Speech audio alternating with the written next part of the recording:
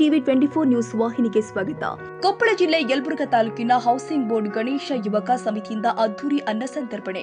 ಶ್ರೀ ಗಣೇಶ ಯುವಕ ಸಮಿತಿ Karnataka housing board colony Yelburga ಇವರ ವತಿಯಿಂದ ಗಣೇಶ ಚತುರ್ಥಿ ಅಂಗವಾಗಿ ಗಣೇಶನ ಮೂರ್ತಿಯನ್ನ ಸ್ಥಾಪನೆ ಮಾಡಿ ಇಂದಿನ ದಿವಸ ಅದ್ದೂರಿಯಾಗಿ ಅನ್ನ ಸಂತರ್ಪಣೆ ಮಾಡಿ ಸಾರ್ವಜನಿಕರಿಗೆ ಪ್ರಸಾದವನ್ನ ಸ್ವತಃ ತಾವೇ ಸಮಿತಿ ವತಿಯಿಂದ ಅನ್ನ ಪ್ರಸಾದವನ್ನ ಮಾಡಿ ಬಡಿಸಿದ್ದಾರೆ.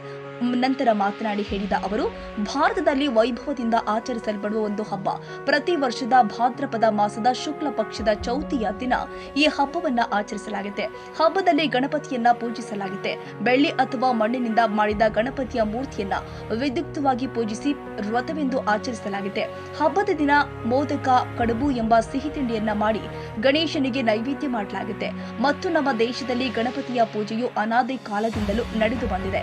ಆನೆಗಳ ಹಿಂಡು ಹೊಲ ಗದ್ದೆಗಳಿಗೆ ನುಗ್ಗಿ ಬೆಳೆಯನ್ನ ಹಾಳು ಮಾಡುವುದನ್ನು ತಡೆಯುವ ಸಲುವಾಗಿ ರೈತಾಪಿ ಜನಗಳು ಆನೆಯ ಮುಖವುಳ್ಳ ದೇವನನ್ನ ಪೂಜಿಸಿದ್ರೆ ಗೋದಾಮುಗಳಲ್ಲಿ ಧಾನ್ಯಗಳನ್ನ ತಿಂದು ಹಾಳು ಮಾಡುವ ಇಲಿಗಳನ್ನು ಕೂಡ ಪೂಜಿಸಿ ಇಬ್ಬರನ್ನು ಸಮಾಧಾನವಾಗಿಸುವುದು ಹಬ್ಬದ ಒಂದು ಕಾರಣ ಅಂತ ಕೆಲವರು ಹೇಳ್ತಾರೆ ಎಂದು ರಾಕೇಶ್ ಹೊಸಮನಿ ಅವರು ತಿಳಿಸಿದ್ದಾರೆ.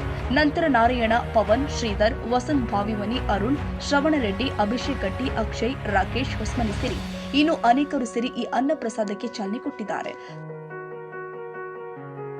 ಕನ್ನಡಿಗರ ಮೆಚ್ಚಿನ ನಿಮ್ಮ ಟಿವಿ 24 ಕನ್ನಡ ನ್ಯೂಸ್ ವಾಹಿನಿ ಇದೀಗ ಟಿವಿಯಲ್ಲಿ ಲಭ್ಯ.